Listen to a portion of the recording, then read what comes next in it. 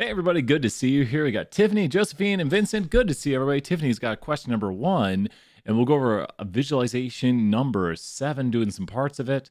Let's go see. We'll start with that question. Let me wake up Mubot. I was grabbing some coffee. We're doing some, oh, it finished.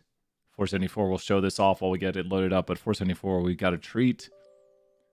We were seeing some code. Let's go look at that. So to end, I guess is the very quick thing on this, as Mubot wakes up here in the background. Let's go look at our model, and there you go. Well, the M-try was 4 for our model, but this was every single one of them looked at. And how does our model do? It's 95.8% accurate, and the ROC is 92.49, which I think is some of our best models right there. So 474, if you're checking this out, this was our best models right here, trying to predict whether or not someone would churn, i.e. leave their cell phone provider. So really quick on 474, we just did a humongous, trying out all the different values. And frankly, Rock knows about over here. It doesn't matter! These are all probably virtually identical. If you look at the different, right here, the accuracy values, 0.0, 0.6? Yeah, no, they're all within, yeah. The optimum looks to be about there, and yeah, they're all basically identical. So all these models right here are virtually identical. So yeah, and so we want to build a tree that uses a decent amount of the variables. We could use all of them. Yeah. So there you go. That's the answer to that. Let's hop over and do some visualization. Talking about visualization. It's a visualization for 474. But how's everyone doing? Sometimes I worry I'm not streaming. How's everyone doing in the chat right now? We're going to start some visualization. Getting that loaded up. Visualizations are the key way to communicate things. That visualization might not have communicated much to you, but that visualization means a lot. We're trying to make a model over there to find the best accuracy. And so basically we just want accuracy to be high. And then where was accuracy the highest? Oh, visualization number 7, people have already started. Hopping in here, getting it loaded up. We're going to talk through some confidence intervals, building some confidence rolls. Close this. Okay, cool. Awesome. Getting the data set loaded up. And I'm going to get the data set loaded up. Jump's doing the whole license thing again. That's fine. Jump is loading up. Jump is loaded. Data's loaded. Let's get the visualization on the main screen and start talking about a little bit here. Visualization, doing well, Tiffany, doing well. And let's hop over here. I think I'm back at 100% these days.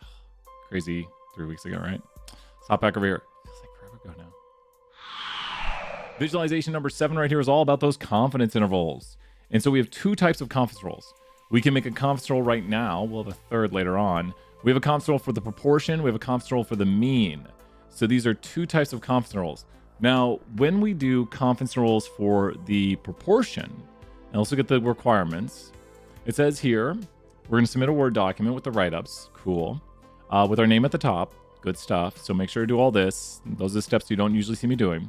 And we need to take a random sample of 223. Wait. Oh, if our ID is 23. I was like, not everyone will be doing that. The population size. Why would we need to know the population size? Why would we need to know the population size for what? Why would we need to know the population size? Why would we need to know the population size? Why is it important that we're assuming a population size of this when we take a sample size of 200 something? Why would we need to know the population size? Very important, good review. Why would we need to know the population size? Why would we need to know the population size for intervals? Why would we need to know the population size for intervals? Is the population size exactly, well, no, that won't be the N. The population size is technically capital N. So sample size is lowercase n, and then we want to know that what? So we're saying that the population is 4,000 for the 10% exactly. And so lowercase n is sample size. Capital N, which we don't use so much for population, is population size. So we'd want to know, is our sample size less than 10% of the population? And if we're taking a sample size of 200 something, then that would be less than 10% of this. Does that make sense? No matter what you take, Rock? It doesn't matter! So whatever you take will be less than 10% of this. It doesn't matter if you take 299 or 200, you will take less than 10%. Where's my jump at? So going over here to jump, we're going to go over here and go to tables. and make sure you go to subset. I'll slow that down here. Tables, subset. Make sure to pause if you need right here. Tables, and then subset. And this is where we go to take our random sample. Once we go right here, we're going to go here and click 200 plus the last two of our UTID, whatever it is. Make sure it's your last two of your UTID. You can hit the random sample size or just enter. And notice right here we get 248. Make sure that's your 200. You might want to save this as your random sample, but this is the random sample you're going to use right here. So at this point, let's just make sure everyone's here. At this point, you should have a random sample of 200 plus the last two of your UTID. And the way to check to make sure you have that is to look right there and say, yes, I have a random sample of 200 plus the last two of my UTID. And this is less than 10% of the 4,000. So I'm probably not going to write that out. But this is less than 10%. Kind of generic question, but after there's a switch way to phrase how the three conditions. Yes. Good question. Let's actually talk about those three conditions. Here's what I would do. Is I would write right here, what's our first condition? Everyone knows that first condition, which we are passing because we did it. You know that first condition. What do we have to do when we take observations? First condition is the what condition. So this is the way I would do it, Josephine, when we do the conditions, which are going to be used for both of them. The part. What would we write here for our first condition? And I'm not going to quite write the answers, but I'm going to kind of talk about them a little bit here. First condition for any interval or test will always be what? That we take our data what? I'll give you a hint again. What's our first condition? Condition 1. Yes. Well, so Tiffany, you're on the right track. Random is our first condition. We randomly select. So you could say randomization condition. It's also like independence. But now you want to explain how we randomly took a sample size of blank amount from blank amount. So the whole thing here is that we randomly take observations. The next condition is the 10%, not that, but the 10% condition. Now, I wouldn't write pause right here, but notice how I'm doing this. I want to point out how I like this. And it might do something like here, like pass. And then I might put a little thing here and explain it. This is probably the optimum way to do these. But does this make sense right here? Like, I'm going to make it super clear to the grader because you're basically just telling them, like, the condition is random, that we randomly select things, we passed it, and then explain why. Now, you might or might not pass it. You're going to pass that one. Because the condition is, did we randomly select those observations? And we did. So now, we got to throw more points. Meatbot's awake, right? He's awake. And I think the points thing's working again now. Yes, got that fixed.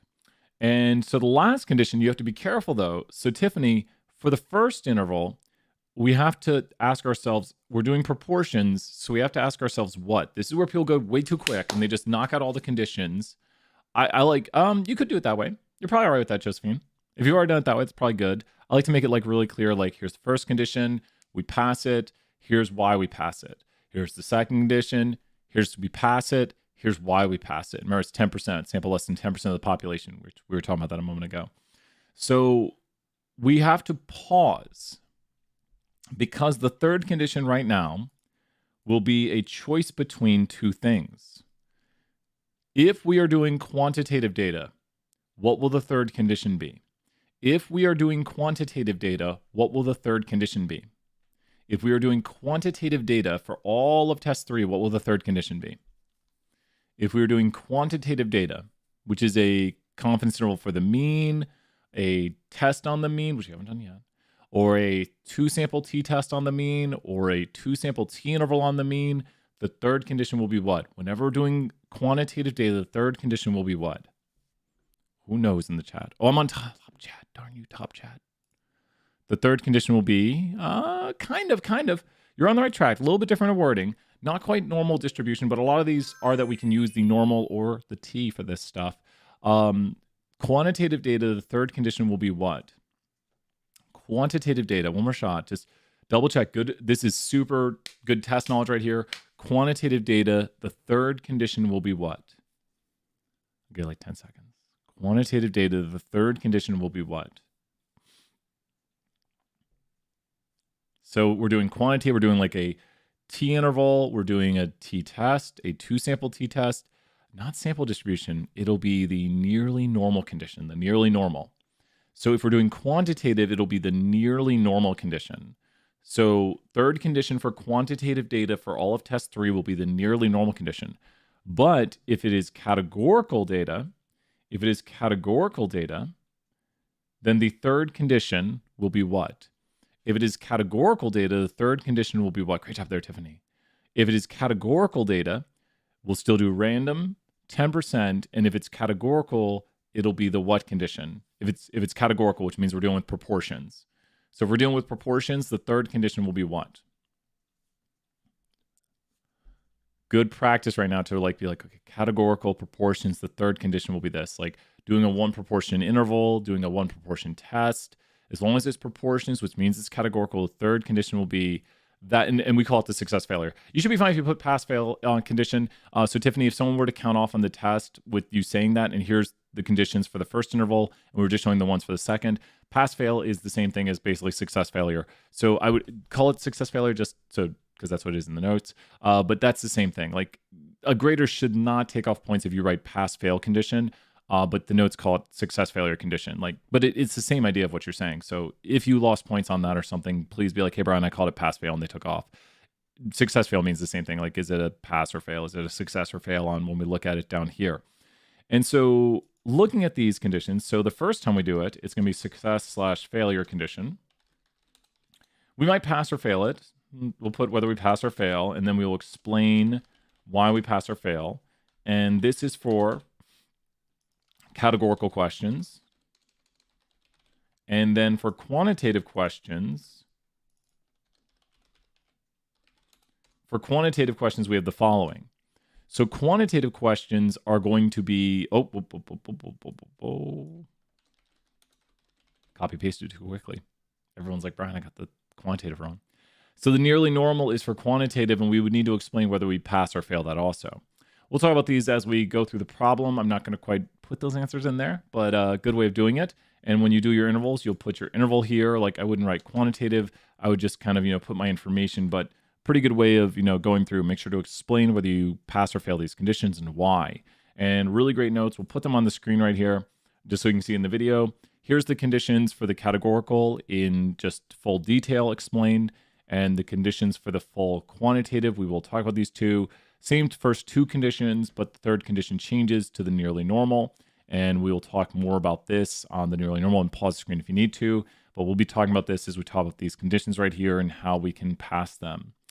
So let's go to our questions and start looking at these intervals we're creating, where you're going to be looking at a 99.9% confidence interval using arrested. Well, that's going to be interesting. I might actually look at this, because there's going to be something interesting with this one. I'm going to point it out because I think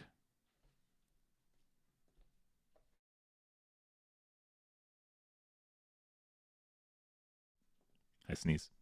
I think something interesting is going to be with this one. Arrested. And so let me point out the steps. Analyze distribution. Please look at this one. Please look at the one we have to do. Analyze distribution is how we get to where we're going to make the interval. Under analyze distribution, we're just going to go down here to the variable number. On the variable number, we're going to double click it. When you double click it, it will create, or it'll bring it up here to the Y variable. This is the variable we're analyzing. We're going to click OK. Do you notice something? Do you notice something? Do you notice something about this? Something pretty important to see. Terry got tricky on this one. I'm not going to say the answer, but I do see something. I see a problem. There's a condition. There's a problem with this. What is the problem here? I'll let you say it in the chat. Well, there's a lot more no's than yeses, correct, but there's a bit of a problem here. I don't want to quite say it. I'll let the chat kind of figure it out. There's a bit of a problem right here with this, with what we're doing. It's a bit of a problem. Josephine, you're on the right track right here, and yes, that's what we're talking about. I don't want to quite say it, but Hey, Kayla, good to see you here. Bit of a problem with this right here. You definitely want to make note of that. You definitely want to make note of that. Make note of that there is a problem. Your graph probably will be different. Yours might not have a problem. Do remember the condition right here. Yours may or may not have a problem. And please make sure to read this right here. Now, this right here is illustrating if there is or is not a problem. Mine does have a problem. I don't want to quite say why. I don't remember why. Mine has a bit of a problem. Does that make sense? Yours will be different than mine. Yours will be different than mine. So just make sure if yours has a problem or does not have a problem, make sure and check out the condition once again. Should be pretty clear right here if you're reading through. Mine is on its side for some reason. Oh, if yours is on its side, go here and click the top button and click stack. Thank you for asking about that, Tiffany. 100 points in the chat right there. Click stack right there, and that'll put it into horizontal layout. It's the way I prefer to view it right there. And then you can always adjust the width of this by moving it like this. I always like to make it about the same area. You don't have to do those types of things, but I just think it makes it look nicer. You could also go right here and go to histogram options, and where's my colors? You can go right here and make it a little UT orange or something like that. So you can choose different options if you like. Count axes. Do I screen? Yeah, I would screenshot the picture too. And it doesn't say include a count axis, does it? I don't think it says to include a count axis. Doesn't hurt. But, you know, nice visualization. Good stuff. Click away. There we go. Good. Boom. Good visualization. Yeah, not less than 10%. Not less than 10%. So it's not that this is less than 10%. So it's not that this is less than 10%. The success failure condition deals with this right here. Does that make sense, Kayla? That's the issue with the success failure right here. It's that this is less than 10 successes. So there's less than 10 successes, like to kind of point out right there. There's less than 10 successes, and that's a problem. This being less than 10% is no big deal. I don't think it requires one. Doesn't hurt to have one. I don't think it requires one. Take a screenshot of the bar chart. Frequencies. Yeah, it doesn't say to have it. You don't have to have it. And it doesn't hurt to have it, but you go right here, histogram options, and these are the options right here.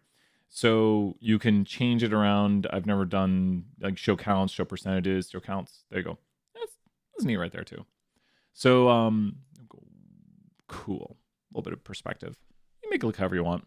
So it's hello, Ditto. Good to see you here. So, but we are missing something. I would do this as a separate screenshot maybe. I'm going to do a different graph right now. I'm going to do a different categorical variable. I'm going to do whether people are in Greek life. And does this pass the success failure condition? Explain to me briefly how you would write this up. Just one part of it. Does this pass the success failure condition right here? Yeah, it just makes it look nice. Does this pass the success failure condition right here? Yes or no? Does that make it look all purty? We're going to hear pink day. Does this pass the success failure condition? Why or why not? Does this pass the success failure condition? Exactly. There are 159 successes in Rock. It doesn't matter. It doesn't matter if I call these successes or these failures. It's just like, are there 10 in each group? Does that make sense? That's what the condition is. Are there 10, at least 10 in this group and in this group? You can call this successes. You can call this failures. It doesn't matter. This screenshot. You don't have to. Yeah, you don't have to. You call this Macul bar chart. Then the grader's gonna be like, what? But you can actually change the names of these. I might actually change this to just Greek life. You don't have to do these things. I'm just making it look all party. So now there's something we need to add though. What are we missing right now? We are missing what's right now. What does this whole problem want us to do? It wants us to create these. What are we missing? I'll give you a hint. Go and look at it. What are we missing right now? And we're going to go to other. Let's zoom in. Let me zoom in on this so you can see exactly where I'm clicking. What are we missing? What are we missing? That the whole point of doing this? Confidence intervals. Great job right there, Kayla. Excellent work. Confidence intervals. So now we're going to enter in 0.999. 99.9% confidence intervals. And so these are going to be some pretty wide confidence intervals. So there is our ridiculously wide confidence intervals, and we are trying to estimate the true proportion of students, at least mine is. I'm trying to estimate the true proportion of students who are in Greek life. I took a sample of 248 students, and I'm trying to estimate the true proportion of UT students that are in Greek life. Yeah, Catherine, you bet. I think we'll be doing, yep, you bet. And so we'll screenshot this. And how would we talk about this? Nice, good screenshot there. And when we bring this over, we're going to explain this all out. We're going to put in our screenshots. Make sure to put in your screenshot of your histogram too. So let's kind of show what that would look like here. Go grabbing our histogram. And I wouldn't do one huge screenshot. I'd do like 2 screenshots. I'm going to put that my cool bar chart in here. Everyone's going to have that. And so we're going to make that smaller. I haven't organized this so pretty yet, but yep. Did you see the red arrow? I'll show again the buttons. You go to the red arrow right here, confidence interval, and go to other. So on the other right here, you can select 0.999.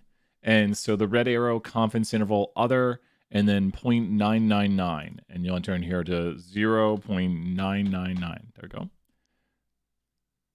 Does go through the set again? Does that make sense, Tiffany? To go to the red arrow, go to confidence interval, and go to other. And then when we go to other, we type in 0.999, and it gives us the confidence interval to a 99.9% confidence interval. And so that will create the following output on the right here. When we go to confidence interval, other, and then we enter in 0. Like that. And so now we have our interval. And when we interpret intervals, we want to use the following. I am. Awesome. Great job, Tiffany. 100 points right there. Thank you for asking. I am blank % confident that the true blank is contained in the interval blank to blank. Now, this is where people usually make mistakes and don't have these interpreted properly. We might have these on the final. But these are the 4 parts to a confidence roll. What is Brian trying to, or what % confident am I? This is the easiest one right here. So what are we trying to do right here? We're going to do a new question here in a moment. What do we have right here? I am what % confident? What would go right here? What would go right there? Help me fill it out. I am 99.9. Josephine, great job, Josephine. I am 99.9% confident. Now, this is where the errors happen. What goes right here? Be very careful. It's not always mean. It's not always this. But I always like to say, I am 99% confident. The true, and then we're talking about people in Greek life. So the what of people in Greek life. The true what of people in Greek life.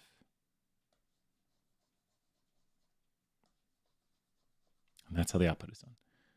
So I am 99.9% confident the true proportion of people in Greek life, because it's a categorical question, not true mean, but true proportion of people in Greek life is contained in the interval blank to blank. Does that make sense right there? This is the kind of static interpretation. Exactly, Josephine. Great answer, Josephine and Kayla. The true proportion of students who are in Greek life.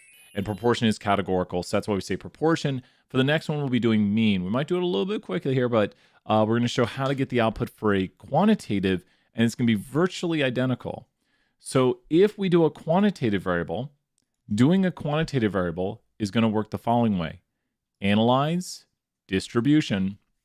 And what are we going to do? So we'll go to analyze distribution, which is a univariate analysis. And under analyze distribution, we'll pick a quantitative variable like GPA. So with GPA selected right here, yeah, you bet, Justin. Yep, I think we got 2 more questions ahead of that, but we should have time. We'll do that, Justin. You bet.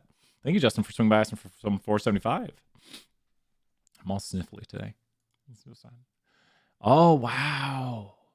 Wow, that looks actually kind of good. So now that we have this right here, remember, click the top right arrow and go to stack. That just puts in horizontal layout. And so now we get our histogram. We can make it look all pretty right here by going to histogram options, changing the color, not required, but nice and neat, little neon green right there. You're welcome. And then we can go to account access to get the counts.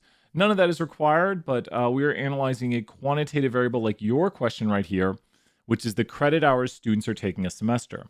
And we're making a 92.5% interval, which is not the default interval it gives.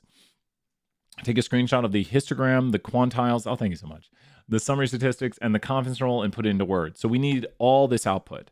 All this output you're seeing on the screen right now so far, we need. So we're going to go ahead and screenshot this. And we're just going to take from right here, go over, screenshot it. You should have a screenshot like this with your variable. Make sure to use your variable. Your variable is this one right here. I'm using a different variable, so I'm not doing the same exact stuff.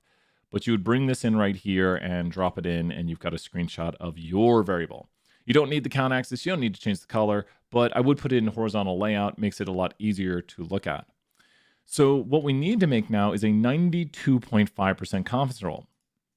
So where are we going to go in this output?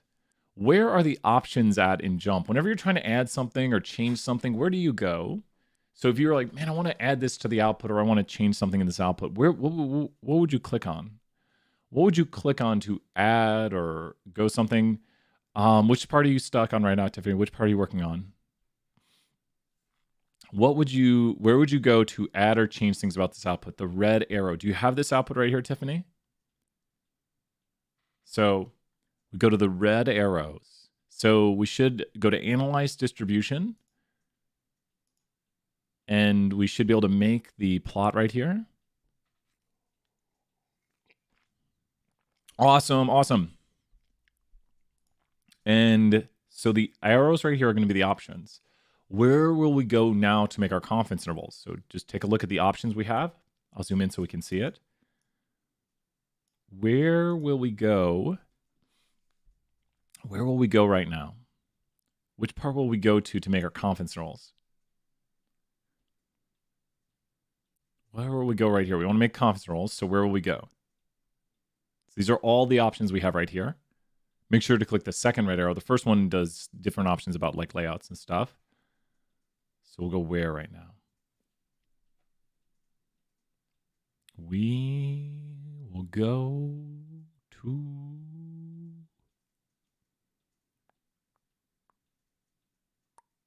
confidence intervals. Great, Tiffany. Great job. Yeah, exactly. Confidence interval other. Tiffany put everything in the chat right there. Confidence interval other, and then we will put in the value. Exactly, Tiffany. Excellent answers right there. And then we can select the value. There's other options, but we're not going to use these. Like if you know sigma, you'll be using a z interval. So exactly right. 100%. Tiffany, great job right there. And so now that we have this right here, this is the output. Awesome. Yeah, no, that's what my goal with it, Josephine, right there too, is to have the playlist also. I hope a lot of people are using those, but yeah, it basically just walks you through each one and explains, and we go through explaining, kind of like we're doing right now, but this is a good like step-by-step also. Josephine, thank you so much. I'm glad people are using those to get a lot of help. That's my goal. And there's the interval. I might decrease the font on this, but guess what we'd be doing right here? Same interpretation as before. We're going to go grab this interpretation, bring it down here, and this is the interpretation we'd be using. Make your document look prettier than mine. And so let's color this in right here. And we have here how confident we are. I am this % confident that the true something is contained in the interval blank to blank. So the true what of what? So we're talking about like UT students. So what would this be? This is the hardest part. Like people can usually get. Don't wait to screenshot each part of it. You want to you want to have this screenshot and this screenshot. I like to do it in 2 screenshots just because it gets pretty wide. If you do it in like the whole thing, it'll be like super long. So I like to be like, you know, here's the first part with the quantiles, the summary statistics, the histogram, and then the second screenshot I do of just like, here's my confidence interval with 92.5% confidence. So I just think it's better. That way you don't get this really long screenshot that's harder to read. I just like, the graders shouldn't take off. It's not that big of like a style issue, but I like to do it 2 screenshots. Preference right there. So it's like, here's one, here's another one. But it could all be done in 1 screenshot. It's just really long. If you look at the output as one picture is like going off the screen, basically. I could decrease font size. And then you could screenshot this all in 1 screenshot, but it's a long screenshot. That's why I like to, I wouldn't do it in like multiple screenshots, but like here's my first screenshot and there's my second one right there. And so what goes right here? This is where people usually make all the errors with interpretations. Like whenever we have written tests or we have written questions, which could be on the final, I'm gonna say to Terry, you know, we should probably have some interpretations of confidence intervals like the old days. But they're easy if you know how to do them. I am this % confident that the true blank is contained in the interval blank to blank. What goes right here? Kayla's got it. The mean, exactly. True mean GPA, because it's quantitative. Exactly. And it says mean right there. It says mean. We're trying to, this is the sample mean. So the sample mean was this, and here's an interval of what the true mean might be. So from our sample, we saw a mean of 3.79. And then we have right here the confidence interval with 92.5% confident. I am 92.5% confident the true mean GPA of UT students is contained in the interval, and then 33.75 to 3.84. Add the decimals if you want. But so not too bad. Yes, Tiffany, thank you so much. Tiffany, hacker woman right there, hacker person, hacker everybody. Let's hop back in here. We're going to do some more My Pearson and get ready for some 475 coming up. More coffee too. Great work. All the positivity in the chat. We love it. Wait till we pull the exact numbers you highlighted for the interval. In the visualization playlist, there was more math involved. Oh, does it have you do more math? I might have showed like some math. Include a short write-up. No, I think you're good. No, Josephine, I think I might have worked the math. Can you drop a link to that? What did I do in the visualization playlist? Let me go look at it. Long hair Brian everywhere. Which one did I do all the math in? Oh, yeah, because I use it as, like, teaching moments. I'll a lot of times, like, try to, like, use the visualizations to, like, go through more teaching. And so I, like, go through here and show the mathematics and talk about the Z-score and talk about, like, % confidence. So I definitely digressed on that one. So sometimes I'm like, let me add in a little bit more for the people watching. Oh, it's the Joker. Taking over our class right here. And so I am blank % confident that true blank is Canadian rule blank to blank. So go check out the Joker one if you want right there. But yeah, good stuff right there. Check out that one. Probably one of the favorite ones I made. So yeah, check those out. Oh man, that was Halloween last year. Back in the day, a year-old video. Time flies by. I have music playing, right? I think I don't. I do have music. Of course I have music. Okay, My Pearson. People are wondering about the ice cream one. Got my coffee. Do you have your coffee? Let's take a look at some My Pearson. Close down some windows here. Yeah, Josephine, excellent work. We got 1 hour till class. So we got a lot of time. And thank you, everybody. So much hard work. The good news is the material, there's less material towards the end of the class, but the problem is that the material is something a lot of people haven't done. Like a lot of people have done mean, median, mode, histograms, bar charts, pie charts. So you start out the class with a lot of things you know, and it's a little bit quicker, and you're like, well, I know how to do this. I know how to find the mean. I know how to, the standard deviation. I've heard of that. But then when we get to like hypothesis testing, a lot of times people are like, wait, what's a hypothesis test? And it's like, Hubby didn't make the coffee today. Oh no. Do you guys make like a pot of coffee? Airline Luggage, Josephine says, from chapter 14 quiz. Josephine had the next question right here. Thank you, Josephine. And so chapter 14 quiz, Airline Luggage, getting that loaded up for you right here. And almost loaded. Oh, this one doesn't have that many questions. And oh wait, that's, oh no wonder I clicked the wrong one. I slept pretty well last night. Good sleep last night. I cannot believe how far we are into this semester. I cannot believe it. I don't believe it. We're like 70% done or something. So, Airline Luggage, getting it loaded up. A little chill music here in the background. Make some more coffee. I've been looking at like a Ninja coffee maker. Not that, I don't know. Wanting is better than having. I have coffee every morning.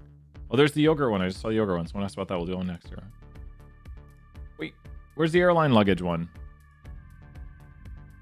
Yep, Well, yep, we got that one. And then, so Josephine said the... Can we go over the airline luggage? Okay. Where's the airline luggage? Golfers. Psychology experiments. Found the yogurt one. It's like question 11.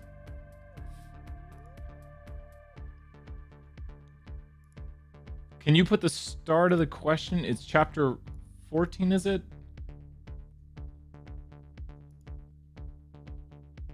I don't see it. Josephine, can you put the start of the question and can you confirm the chapter? An airline's public relations department says the airline really... I think this is chapter 15, right? Double check. I think it's chapter 15, which is all right. Double check. I'm going to do the yogurt one real quick and then confirm for me it's chapter 15 because I think you said chapter... Yeah, that's... No worries. 100 points. I was looking because it's a claim. It's a hypothesis test. Here, we'll do chapter 14, and then we're going to do it next right here, Josephine. So I've got this one already loaded up. So here we're going to do the I lost it now. We're going to do the yogurt question, and then we'll do the airline question. So we got this coming up. Let's go check out the yogurt question here real quick. Stat 201, chapter 14, confidence intervals for calories in yogurt. Yogurt. I don't know how to say that word. So this is what kind of data right here. We're asking how many, is that calories? 100 calories in a serving? That's fine. It's a good amount of calories in a serving. So we're asking here how many calories are in a serving of yogurt. And if you look at this, it's quantitative data, which means we can make a histogram. It really all goes back to the start where what kind of data are we dealing with? We're dealing with quantitative data, which is up there in the top left corner, which means we can make a histogram, box plot, stem and leaf dot plot. And what do we see on the screen here? We see histograms. So where do you think we're going to bring this data? Someone take a 3-letter guess at where do you think we're going to bring this data right now? I'm going to copy it. And where do you think I'm going to go bring this data into? Where do you think I'm going to go with this data? I'm going to go take this data and just drop it into this immediately and be like, you know what? You're going to handle this data for me. You're going to go figure it out. Jump, you know right there. We're going to go over to Jump. And Jump's going to do a lot of the hard work for us right here and do the calculations. So we're going to go to File, New Data Table. You can do this anywhere inside of Jump. Great job right there, Catherine. And so we're going to go to Jump. And here we are. Now, I don't think this has column names. You want to go to Edit and Paste for this one. Please note this does not have column names. If you pasted with column names, you'll get this, and the first value will go into the column names. Don't do this. Start a new sheet and paste normally. Reason we're not pasting with column names is because there is not a column name, and you can see this if you look at the data right here. We need to close out all these. We'll just leave them open. We'll leave everything open. If you look at the data, it doesn't have a column name. That's why we're just pasting. Sometimes it has a column name, like it says like calories, but this one does not have a column name. And so now we need to make a histogram of it. We might be able to get away really easily by clicking this button. It doesn't quite look like any of those yet. That looks uniformly distributed. It doesn't look like any of them. These go from 80 to 200 by units of 20. Can everyone see why I'm saying it goes from 80 to 200 by units of 20? That's the bin width. So let's go here like we were just doing a second ago and go to Analyze Distribution. I'll pause right here. And it's going to allow us to make another histogram. And we're going to double click the variable of interest and bring it over here. We're going to click the stack, the red arrows where your options are at. And we're going to stack it to put in horizontal layout. Not required, but makes it easier. You notice it doesn't quite look like any of them either. That's because the units are wrong. Remember, it was 80 to 200 by units of 20. Let's just show that right here. We have 80 to 200 by units of 20. So we're going to double click this axis. And we're going to type 80 to 200 by units of 20 and click OK. And now we can see which one it is, A, B, C, or D. Put it in the chat right now. Answer should be pretty obvious, A, B, C, or D. It should be pretty obvious which one it is. And we can do a count access too if we want. We don't got it. The answer is D. Great job right there, Kayla. Yep. And you can see there are 3 observations that fall within the 120 to 140 bin. We could go count those. There's 1 of them. There's 2 of them. There's 3. Those are the 3 observations in the 120 to 140 bin. Great job right there. Catherine also moved it. And so this one we don't talk about that much. This is a normal probability plot, which is a good way to check to see if things meet the nearly normal condition. To see if things meet the nearly normal condition, one way to check is with the goodness of fit test or the normal probability plot. So a normal probability plot is a plot that shows us the probability something is normal. The more normal things look, that's not a normal probability plot. I'll show you one though. The more normal things look, the more it will follow. Don't save. The more normal things look, the more it'll follow the line down the middle. It'll follow a pattern that is linear. Now, it's not linearity, but the more normal it looks, and I think Reg class has one of the best ways to view this. You don't have access to this, but all we're doing right here is looking at a normal probability plot. And the more normal it looks, the more it'll be a linear pattern. The more skewed it is or not normal, the less it'll follow it. So this is a very non-normal pattern right here. That's very not normal. Where this one right here, we'll show another one. Oops, where's my... There we go. This one right here is very normal. So what we're looking at is we're asking about, does it meet the nearly normal condition with this normal probability plot? And that's what they're showing you here in these outputs. Now ours looks kind of normal, and every normal probability plot, the way we usually make them usually goes from the bottom left to the bottom right. You should be down to just two choices now. Knowing that the normal probability plot goes from the bottom left to the bottom right, what are your two choices? Hint, they always look like this when I draw them. That's the way I draw them. They always look like that. You should be down to two choices right here for normal probability plots. And they have to follow like some sort of line or bendy line. Can't look like that. But you should be down to two choices, A or B. Has to be A or B. Now you can actually figure it out by looking at the point. This is the actual calories. You see how there's this large gap right here between, like, we go to something like 120, and then there's a humongous one right over here with like 168. Does that make sense? I can see that this one had like 168 calories. So we have to ask, was there anything up? Ooh, there's that. Oh, but look, there's one with 160. Do you see the 165 and 160? So is there a big gap between the top one and then the next one at 120? Is there a big gap right here at like 165 and then the next one has 120? Do you see a big gap? So we don't actually have to make it in jump, which we could, but so it is B. Exactly, because this is our like 165, that's the 160, and that's the 175. So 165, 160, 157. Does that make sense? So there's not a big gap in the data. These are the Y values right here. These are the normal, like if it's normal. And so, yeah, exactly. And we could, like, I'm going to do this really quickly. R makes it better than jump, in my opinion. If I go here to data, I know you don't have access, or people aren't using R, but it's going to make it look almost virtually identical. But what's the quick trick again? There we go. And there it is right there. So you see that pattern we saw right there with the 1, 2, 3, and that's the same pattern we see right here. Just might look a little bit stretched or different, but it's this one right here with the 3 at the top. You can see it is B. So same pattern right there with B. But once again, you can detect it by looking at there's no gap right here in the Y values. This would have to be like 165 and then a huge gap going down to 120. And it always goes from left to right, like in a linear pattern. Are the assumptions met right here for the ice creams? Let's take a look. The randomization condition, probably they selected random, so that is met. So we're down to these choices because it is random. And the normal probability plot is roughly straight. That's what we want with it. Roughly straight, that's good. So we're down to just these two choices. So then, yep, I'll go into more detail on that in a second. Tiffany, you bet. I'll finish off this problem with a little more on the nearly normal again. The normal probability is roughly straight, but the histogram is not bimodal. Everything looks good. So the randomization condition is met. And here we'll go into it now.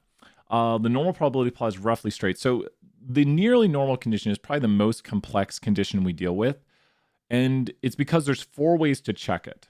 Let's just talk briefly about these 4 ways to check the nearly normal condition. So the first way to check the nearly normal condition is to do what? If you want to see if the data looks normal, the first way to check to see if it's probably pretty normal is to do what? what is the first way to check to see if it's normal? To just look at this, which we did for this problem. What is the first way to check to see if it's pretty normal? Is to do what? So we want to see, does it look normal? Make a histogram, which is exactly what we did for this problem. We start off here by making a histogram. You know, it's pretty unimodal, maybe not perfectly symmetric, but pretty normal. So that's the first way right there to make a histogram and take a look at it. So yeah, pretty good. Like if we're going through here, just kind of looking at these, we're like, yeah, it's pretty good. You don't actually have to do all of them, but these are just multiple ways. The next way of checking, and Tiffany's got right there, is the normal probability plot. And a normal probability plot is going to have a line down the middle, and if it's normal, it'll follow this line. If it's not normal, like this data right here is not normal, and if you were to look at the histogram of this data, this is very, very skewed data. So looking at the histogram, this data is skewed, which this is way number one. Look at the histogram. And then the second way would be look at the normal probability plot, and the normal probability plot is very skewed. But if you saw this data right here, how do you think the normal probability plot for it would look? It would probably look pretty what? If you saw this data right here, you would think the normal probability plot would probably look pretty what? So this is like looking at the histogram, it's unimodal symmetric. And it would look normal, correct. It would follow a what? It would follow the straight line pretty well. Exactly. Great job right there, Kayla. Perfect answer. The normal probability plot would follow the straight line. So when you look at a normal probability plot, and it does mention this in the problem, it talks about the normal probability plot is relatively straight. So that's what we're looking at right here and saying, okay, it follows a straight line pretty well. And that's what they're talking about right here. The normal probability plot is relatively straight. Does that make sense? So when you look at this, is this relatively straight or is it bent? And this would have more of a bend, which is a bit of a problem, but that's not the answer. This one looks pretty good. This one looks pretty good. And what I really like about the way Jump does, or R does this, go away. What I like the way of R doing this is it actually gives you the line down here of what we should see and then kind of a forgiving range of error that we could have. So this follows the line pretty well. So that is pretty normal. That is way number two with the normal probability plot. The last way right here is a statistical test, which we do not perform on this problem, but we could do over here. And so this right here is a statistical test with the following. The null hypothesis is that the data is normal. The alternative hypothesis for this test is data is not normal. Looking at this p-value, for those who have done a little bit of hypothesis testing, which we'll do more in a moment, if it's skewed, then, well, here we're going to the fourth way, which is more complex, because I think you're wondering about the condition for your confidence intervals, which is the fourth way is going to be super important. If you look at this p-value right here for the goodness of fit test, then what would you do to the null hypothesis? Would you reject or fail to reject the null? When the p-value is low, reject the null. When the p-value is high, just let it fly. Just let it be. Don't reject it. So would you reject the null right here? Would you reject the null? Here's the null hypothesis. The data is normal. Here's the alternative. The data is not normal. Would you reject the null hypothesis? Yes or no? When the p-value is low, rather than 0.05, reject the null. Would you reject the null? So would you reject the null right here or fail to reject the null? What do we do for this? Just let it fly. Do not reject the null. So remember, we're saying this data is pretty normal. But so Tiffany, very important thing for here for the project or for the visualization, there's a fourth way. So many ways, right? Now the fourth way deals with the large enough n. So the large enough n is a large enough sample size. So your sample size right now is what, Tiffany? Hint, hint, hint for the visualizations. Teach into the visualization moment. Your sample size is like what right now? Which you might want to say that, with my sample size of this, even if the data is this, my sample size is larger than this. So it looks like I'm pretty good on this. I don't want to quite say the answers, but your sample size is this. So this is like your sample size is 209. Your data might look extremely this, but would your sample size be larger than these right here? Do you get what I'm saying? Like, so you're pretty good because this is the fourth way of passing the nearly normal, is to pass it via the large enough n way of passing it, which is going to be if we have a sample size that is large enough that the distribution of the mean until we could actually look at the distribution. So now we have three additional ways. I know it's super complex. The test doesn't go over this Do we need to know these new numbers? I still use 125, 100. I hate the new numbers. It's just that the book uses these. It's still like 125, 100. There are no real numbers to these. It's always the what, though. The more skewed it is, the what or n needs to be. The more skewed your distribution is, the what or n needs to be. Yeah, I still go by 125, 100, and I get mad if any question kind of goes in a blurry range. It's still the more skewed it is, the what or n needs to be. The more skewed it is, even if it was extremely skewed, though, even if it was with a sample size of 209. That's why it's a little bit moot sometimes, because it's like, well, even if we use 100 or 50, exactly. So the more skewed it is, the larger n needs to be to meet the nearly normal condition by way of large enough n. So once again, 125, 100. And the reason we might not use one is if we had one observation, we really couldn't view the shape of a distribution. One observation, you can't tell the shape of a distribution from one.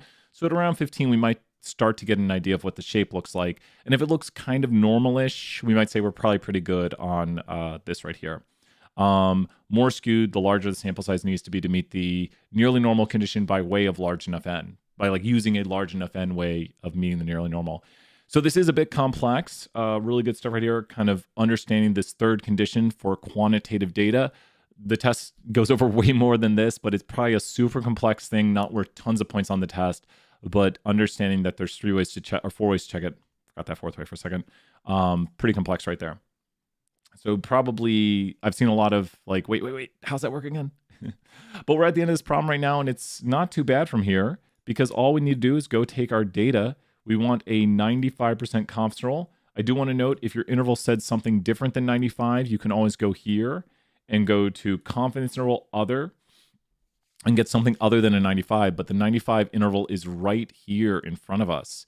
I am 95% confident the true mean calorie content in these frozen yogurts is contained in the interval 114.64. Does it want 2 decimals?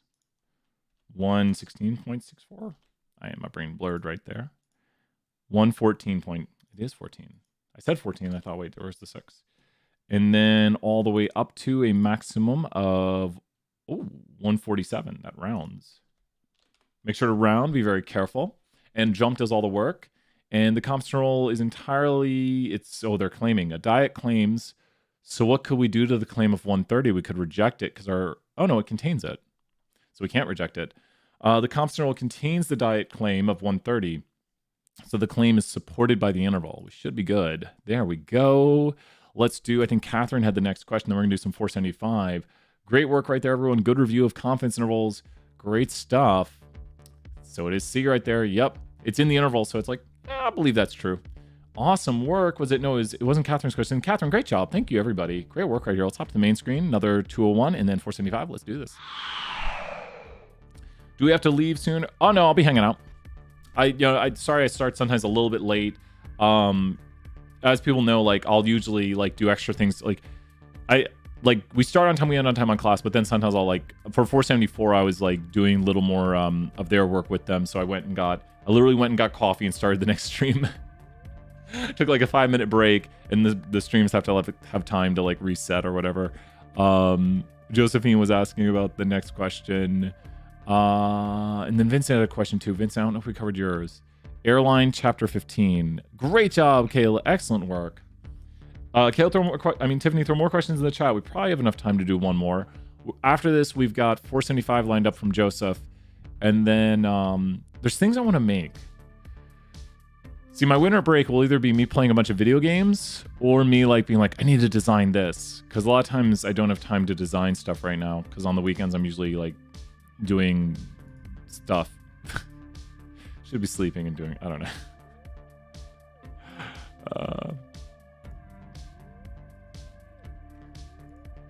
Catching up on the weekends. Airline luggage question. Airline luggage. Yeah. Oh, just saw it. Literally just saw it and then clicked away from it. Why would I do that?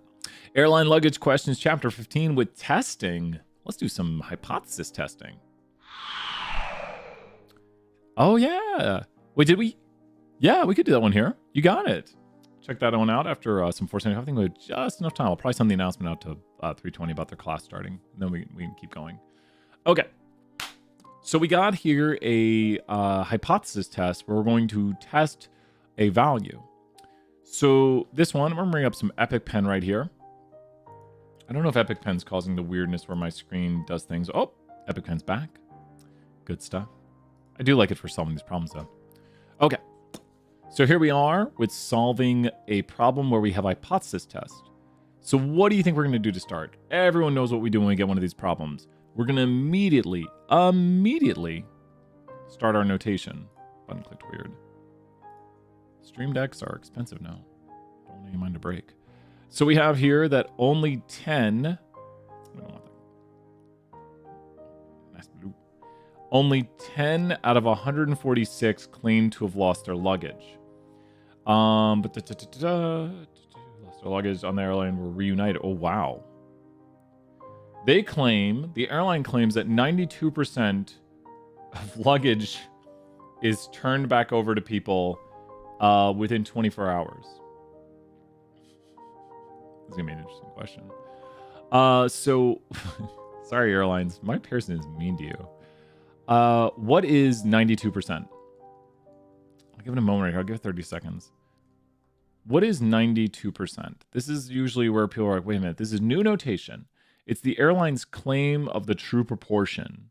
So they're claiming this is the truth. They're saying, this is the truth. We're telling you this is the truth. So you say, okay, let's test that. Let's test your claim that 92% is the truth. And that is the hypothesized. Now we go to a sample of size 146, and only 10 out of those 146 have their luggage returned. So now think about this. What do we get right here? We get a sample proportion. So X over N is P hat right here. Yeah, I think we might we'll see. We might. Catherine, thank you so much. We'll try. And we have afternoon office hours if we don't get to it. We'll try to put that one on the start of it. Catherine, thank you so much. We should have time to do it without... We'll try. We got 475 right after this. 10 divided by 146 is P hat. 0.0685. Oh, we can leave it on screen because we got Epic Pen. That's a really good name for a pen. There we go. And so that is P hat. Remember, this is P hat right here, is X over N, and that's the number of success over the number of trials. So now we need to run our test. Well, first, let's write the null and alternative. The null always has the equal sign. They are claiming this is the truth.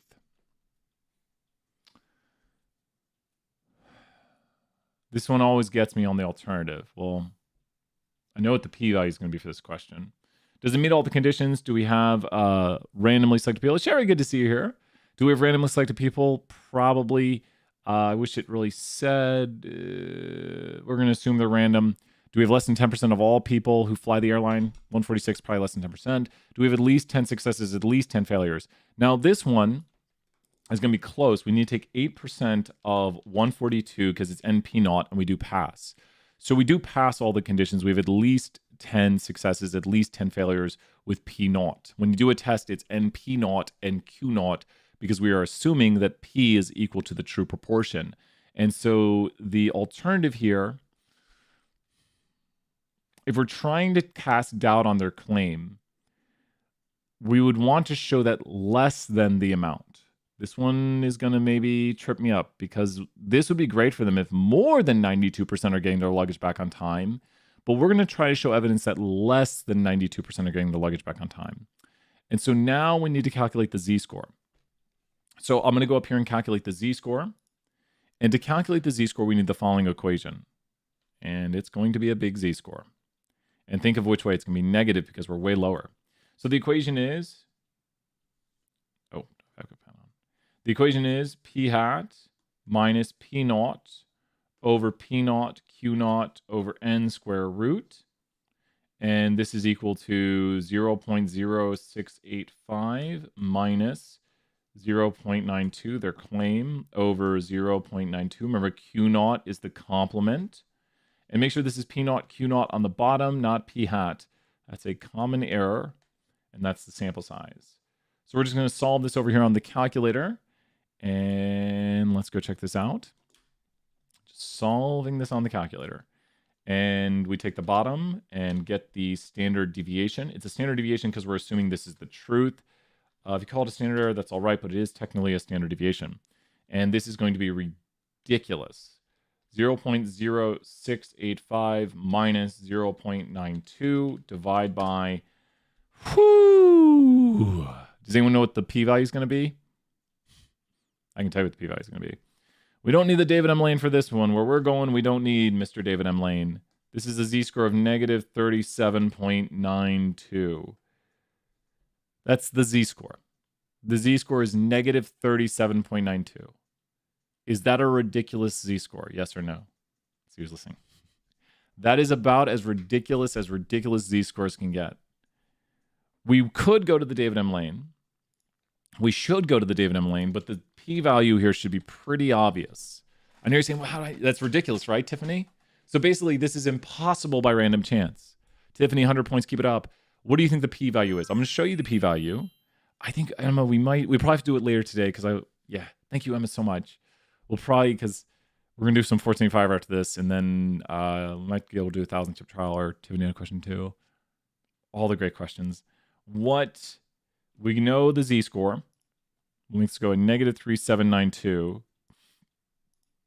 Negative 37.92. And the p-value is 0. Because negative 37.92 is just ridiculously off the curve. It's just, you don't even see it. It's just gone. We're graphing the area below whatever we put in because we chose the less than alternative. So if it was -2, there would be some value under the curve.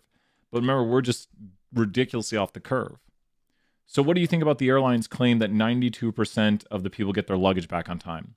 Do the results of the survey cast doubt on the airline's claim? Ha ha ha. Yes, because we are rejecting the null hypothesis. Yes, since the null is rejected. Oh, look at that. You got 2 right there. You better. Whoo! Yes, because the null is rejected. We're like, no way your claim is true. We only saw 10 out of the 146 people get their luggage back on time, which was something like, go back up here to the top, that was only 6% or 7% of people getting their luggage back on time. Your claim of 92% is ridiculous. It is basically impossible by random chance that we would see this. So we reject your claim of 92%. We have very strong evidence that way, way less than 92%, because this is what we saw in our sample. We have evidence that way less than 92% are getting their luggage back on time. This is strong evidence. Let's go take a look at some 475, but we would reject it and be like, you're crazy. No way. Let's go check out some 475. Thank you, everyone, so much for being here. Good practice today. Good work. Let's go over 475. Okay, let me get the 475 loaded up right here. 475, loading up. I'm going to place one right here. Loading up some 475. Closing this off. About 15 minutes. Let me send out the announcement to 320 so I can make sure they have their link. Sending the announcement gets way more people to come to class. I'm going to send the announcement to 320 right now so we can go for a good bit longer. Class in 30 minutes announcement. I always download the syllabus to get a playlist. And let me go to the playlist. Class playlist.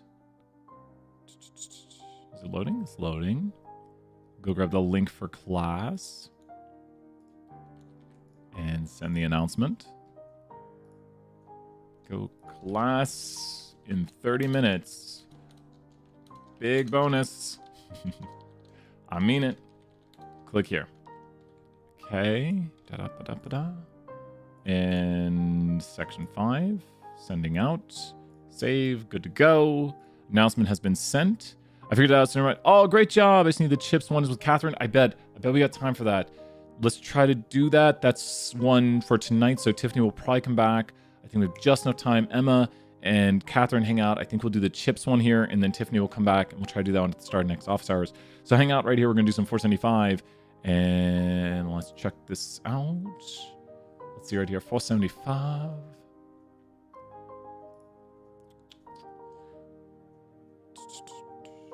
Loading up the assignment right here. And there it is, assignment 5, time series regression. And let's go take a look. Here we go. 475. Did I put the date? Oh, the data was made. Yeah. I was like, why did I put that date there? Okay, hopping over. Let's go check out some 475 time series Griffin. You're welcome. No, thank you, Tiffany, so much. We got the visualization done. All this great stuff. All this great stuff. Joseph was wondering about, let's take a look. Can you do 2D, or how about 2D and 2E for 475? Okay, let's go down here. Got some models, 2D and 2E. This is the Fourier transform right there. So when we're doing the Ljung-Box test, I don't even know how to say that person's name. We're trying to see if there is autocorrelation in the residuals. So 201 might know some stuff about residuals. Residuals is what's left over, the misses of the models. So we are still talking about residuals in these senior level classes because we want to know how much our models miss by. Interpret the results for someone who doesn't run code. So we're going to go and grab a test right here and kind of talk through this. Let's go and get a test. Now, I always point this out. The book for this class is absolutely awesome. And guess how much this book costs? Here's a hint. I'm going to go show you the book right now. I'm going to drop the link for the book into the chat because this book right here, which is absolutely amazing, if you ever want to do stuff like this, Rob Hindman right here. Awesome. See you later, Tiffany. Rob Hindman put this whole book right here online, 100% free right here. And we've got evaluating the residuals of the model. So this whole book right here, 100% free, Justin. That's the way I like to do things. If I have my choice on how we're doing things, we got free books. That's the way we do things. So thank you, Rob Hindman. Huge shout outs to you, man. And great packages that you've created. So we want to go grab this test right here. So it looks like you've created your models. Now this uses the features, I think, to do it. Here we go. There's the features. And they're doing the dot innov. So they've got their fit. And I think they might be predicting that. So there's their residuals. And you've got the fit. So we need to fit a model. Let's fit a model. We could look at a bad model. A really bad model would be something like the naive model. And so let's go ahead. And there's just plotting the residuals. And let's go ahead and make our model. And because the degrees of freedom. Do we have to set the degrees of freedom? I might use the default degrees of freedom. Does he not even talk about the degrees of freedom? Yeah, because his comes back as... Yeah, his is coming back statistically significant. Yeah. Yeah. So it's important right here as he's especially going into it. The important thing we look at right here... So think about it this way, Justin. What is the null hypothesis for there being autocorrelation with this test we're going to run? We'll run one of these in a moment, and you can see kind of why the issue is popping up as he mentions down below. What is the null hypothesis, if you were to explain to someone like as a null hypothesis for this test we're running? What is the null hypothesis for the idea of there being autocorrelation? So every null is different. Like every test has a different starting out assumption. We were just talking about nulls for 201. So if you're in 201, you're like, wait a minute, null hypothesis. It's what you start out believing when you run this test. We currently believe when we run this test to test for autocorrelation that there's what right now? When you run this test to look to see if there is autocorrelation, that's all it's doing is just running a test to see if there is autocorrelation. Autocorrelation means that the residuals have some sort of variation in them that's associated where a past residual is explaining a future residual or vice versa. So what is the starting out assumption with there being autocorrelation in this data, which we're going to reject? So the starting out assumption with this test right here, the Ljung-Box test, that's George Box right there, I believe. He was doing this stuff in the 70s. This is recent. What is the starting out assumption for this test? The starting out assumption is that there is no autocorrelation. So the starting assumption is that we're all good. So not really outliers, but remember we're looking at here at the correlation at different levels of lag. So is like there a lag 1 autocorrelation, which would mean the current residual is explained by the last residual? Is there a lag 2 autocorrelation, like the current residual is explained by 2 residuals back? Is there a lag 3, which means the current residual is explained by 3 residuals back? And what's interesting, this, because I think, this is quarterly data, so it's not daily, because we're seeing significant autocorrelation on lag 7. But here's the thing. If you run a bunch of tests, you might eventually get a result that's statistically significant because 0.05% of the time or 5% of the time, you will get statistically significant results. So one of these came back as statistically significant, and that's probably why, as he mentions down below, we're probably having an issue down here. So we do find that there is an issue in this test, but the thing is like, how big of an issue is it? Probably not that big of an issue. This is the way to look at these things. And this is how we want to, if you look at what I'm asking you to do, we want to go into detail. We want to say somebody, we failed the test. We failed the test. But, whatever. Probably not that big of a deal because we only have one issue up here. It doesn't look to be that big of an issue how strong the autocorrelation is on lag 7. And we ran it up to lag. See, up here you can see up to lag 22, but this would be included in the test. He ran his test up to 10 right there. I want to double check why we're using the degrees of freedom. I might look into how that's being used. So we need to create a simple model right here. Let's go grab the Australian. This is different from yours. I like to do different data sets. I need to load up FPP3, and that's forecasting principles and practices 3. Let's load up some AUS data right here, some AUS production. And we've got here the beer. I love like getting the practice on the code. There we go. We're going to look at this beer data set right here. We should be able to go through and make our models. So let's go here and go to models. There we go. Make sure we double put in our model correctly. And I'm going to fit a naive model right here. Naive model here. Just go over to our simple models. What? Oh, yeah. Wait, what? And where's our simple models at? Simple models. There we go. And there it is. Model. Always got to double check. Model. Let's just fit the mean of beer.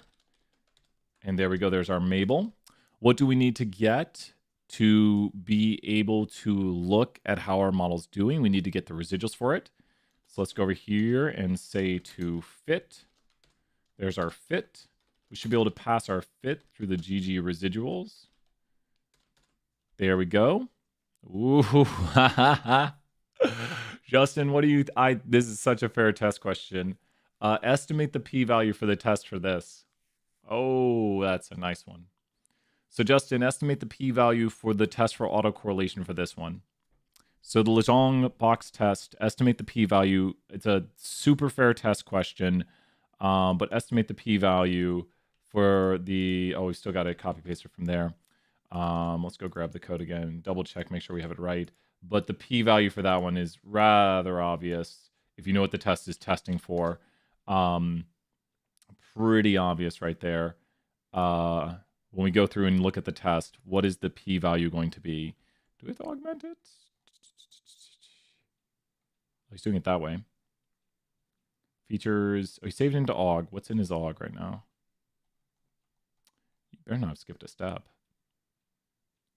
Why is he running aug?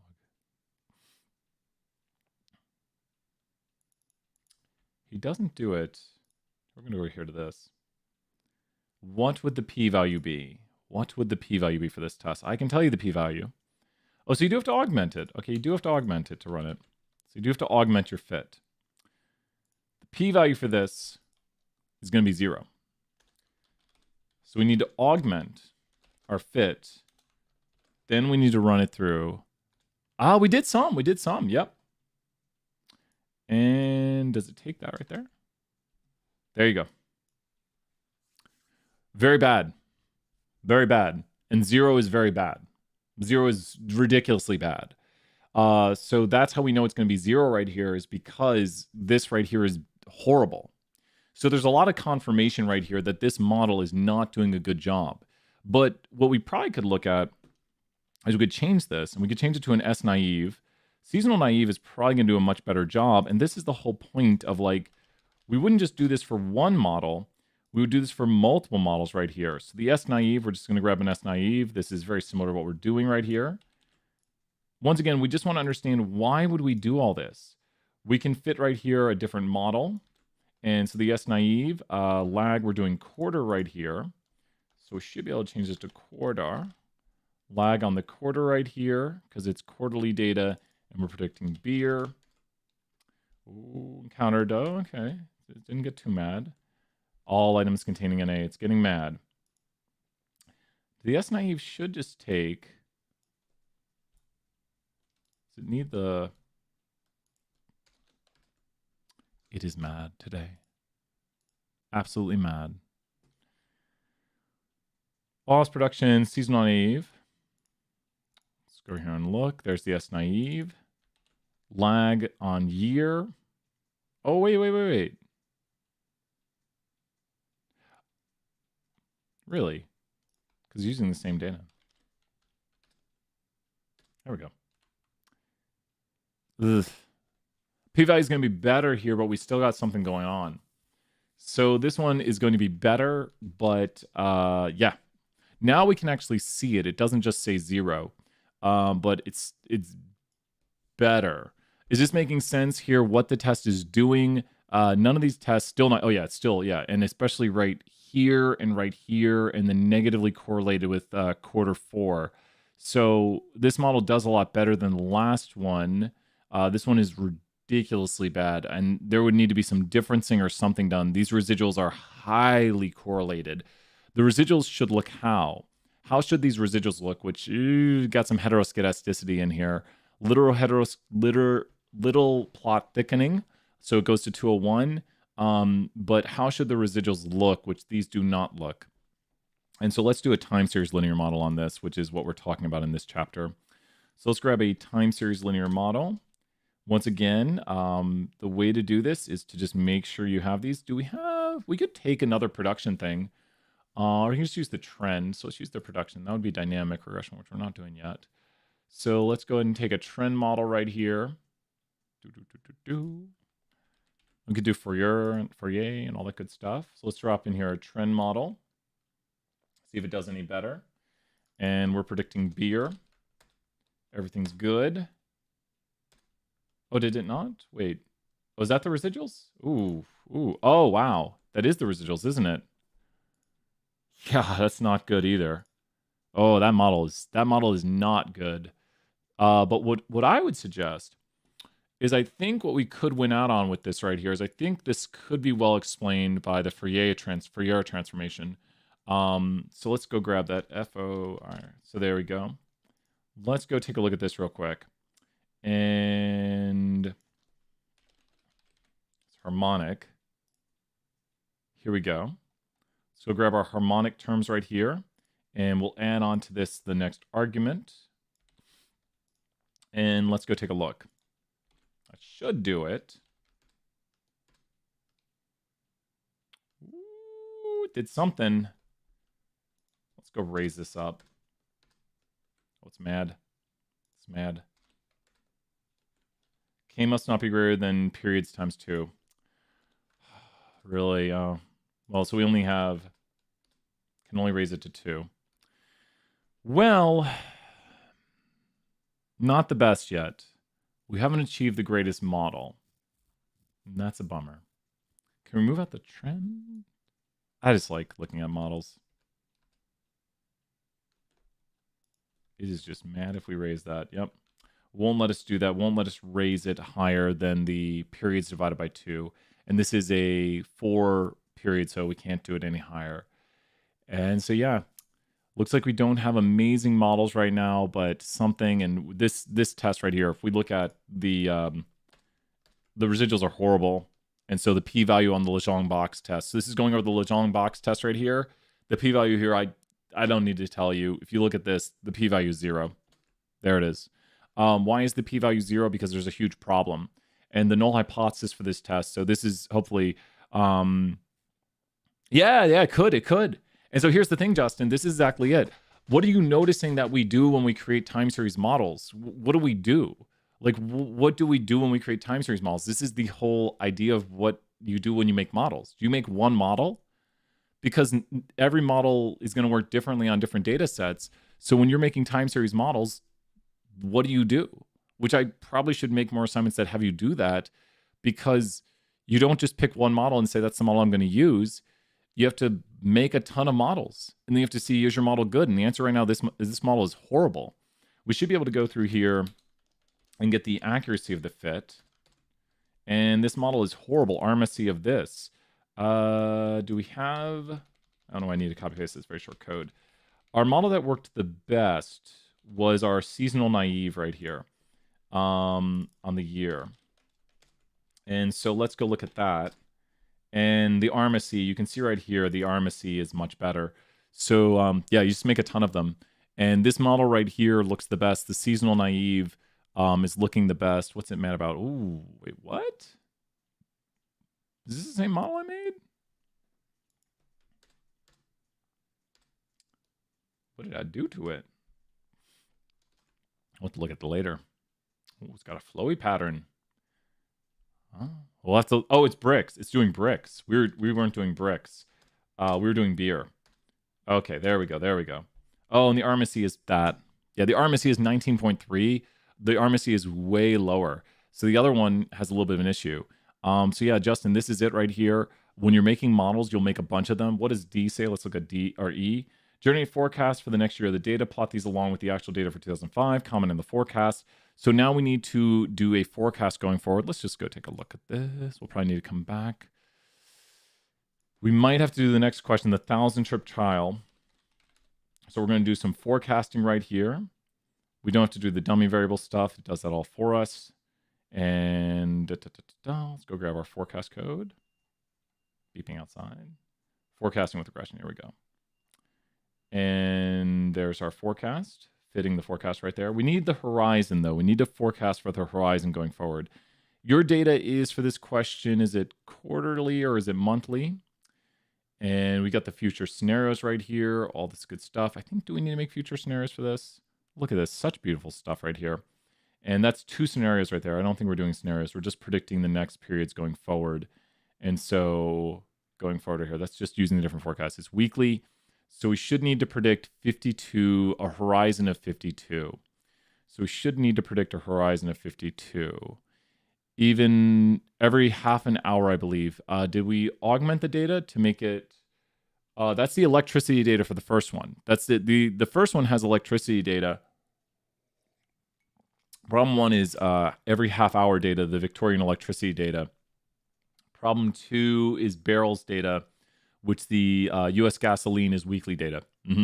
So, but the first one is half hourly data that we augment into by doing the sum of daily data. So we take all the half hours and sum them up into daily data. And let's go over here.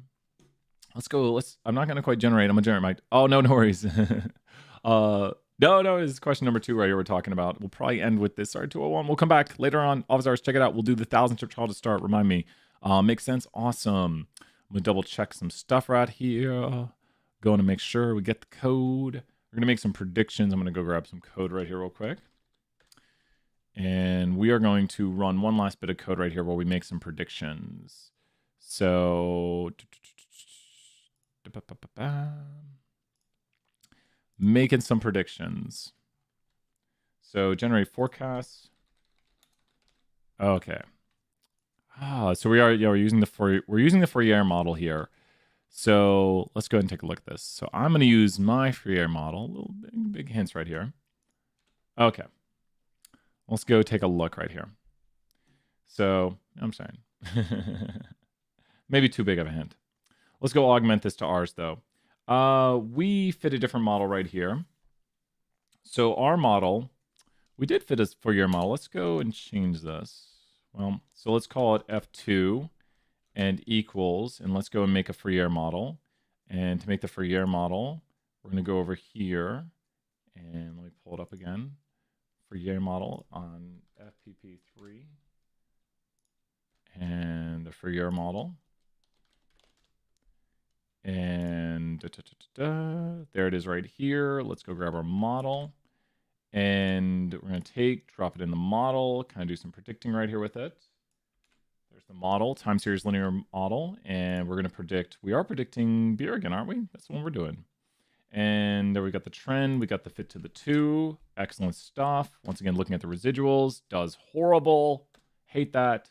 P-value says we got a problem. Accuracy, not amazing. So we didn't give it a name. So let's give it a name. The name, we're just going to call it F2. And now it has just a name in the model right here. If you look at the fits, you will see you have a model name on it. So that's the model name. So we should be able to go down here and select. And that's if we have more fits. So we should be fine. forecast going 1 year forward, and using the auto plot, we can have it join and only show certain things. So the filter index would only show certain things. Kind of maybe too big of a hint, just saying. But with this right here, let's go ahead and show, this is the US gasoline data set. Let's remove this off right here for the moment. There we go. Object to fit not found. Oh, because mine's not called that. Mine's called this. And so select, there we go. This is the next 4 periods, the next year going forward. Let's predict 5 years going forward. Beautiful code. I actually love what these codes do. And then we want to go here and auto plot. So I dropped some major hints in today's thing. Let's go to here to auto plot. There's the auto plot. But what we want to do is where I always have my little bit of issues. We've got 8 minutes till class. We're going to get this working. Watch this. We're going to go here and we're going to go to the auto plot. And we're going to auto plot the OS production. Well, can we auto plot beer on it? I did this earlier. OS production. There we go. Ooh, oh no. I can tell why it's doing this. I know why it's doing this. There's a component here that's taking over, and this is why these predictions are so wacky. What is taking over right here? 475, there's a big problem because there's a change to what in this data. There's a huge problem, and that's why we're seeing it up here, because of the way the model is being done. There's been a change to the what, so that's causing the predictions to still take a what component, which is causing a huge issue. Why are we seeing big issues right here? What's going on? That's why these predictions are so wacky. Those are just not good predictions. This model's horrible. And so we're getting here confidence intervals 201, confidence intervals making predictions for what the Australian beer production will be in the following 10, I think, 5 years. So we're predicting going forward 5 years of beer production, and our predictions are just wacky, if you ask me. And why? And the answer is right here. Why are these predictions so wacky? Why is this model not really good? I might actually tell you what, I'm going to go one more model on this. We got just enough time and I really want to see it. I'm going to go exponential smoothing on this. So we want to go to exponential smoothing on this, and let's actually grab an exponential smoothing model right here and drop it in, because I think this will have a much better ability on this. So let's hope for the best on this and grab a model here with exponential smoothing. The trend changes so much that it's a huge problem to... So I'm grabbing an exponential smoothing right here. That should work. Pop not found. We're not predicting population, predicting beer. And so now we're going to grab this right here. Good stuff. Model ran. We're going to call the AAN model. Looks better. Where's our seasonality? Let me go to Holt's Winter. We talked about this in class. Let's go to a Holt's Winter, because that's only doing trend. So that was an exponential smoothing on the trend, but I want a Holt's Winter. Let me grab my Holt's Winter model. Exponential smoothing with Holt's Winter. And there's that. So let's go to exponential smooth Holt's Winter. I just really want to see this model. Holt's Winter. And just looking at the components. Where's the model fit for Holt's Winter? Is ETS just going to run the whole thing? Really? Really? I'd love it if it does. So we can just run ETS on it, it looks like. I believe we can, and that's going to find the best parameters for us. And so let's go take a look. If ETS, let's say Holt's Winter equals ETS. Is that... Trip's not found, of course. Little more time. Holt's Winter, did I call it? Yes! I would say we got a much more reliable forecast right here. That right there is looking like something we should see. Does this make sense, Justin? This is the whole point of this right here. If you look at the models we had, you can just kind of tell visually that these models right here are giving a lot of uncertainty, or models that are not really trusting. Like our beer production is going to jump up suddenly. Really? You think that? our beer production has a downward trend, and we're very uncertain what it will be. Well, we didn't take into the seasonality into effect right here. This is just a Holtz using the trend going backwards. So that didn't take into account seasonality, but the Holtz winter model right here is going to take into account the seasonality. I really like, you can also see the tighter confidence interval at the start and the increase to the variation as we go through. And so, yeah, this is our better model. I have to see one last thing. Gotta stop seaming. And you can see right here, the Holtz winter does way better. So the answer is Holtz winter. I think the other model we had, the seasonal naive, had a 19. So this one wins out. Best model right here, Holtz winter. And this is the point of it. This is the whole point of looking at models. And so once again, practice your code, because you notice I'm practicing right here because it's really easy to make errors. But once you get the code down, you can see you can just do the predictions. You can put the auto plots on, makes it look all nice and neat. And last but not least, you know what we're going to do to end everything off. Oh, you know, but it's not going to work. GG Plotly. It won't work. Since this is a... we don't get the forecast. Bye, everyone. GG Plotly doesn't work on that one. You don't get the forecast. I'll see everyone later. Bye for now. Bye. GG Plotly, why don't you work with forecasts?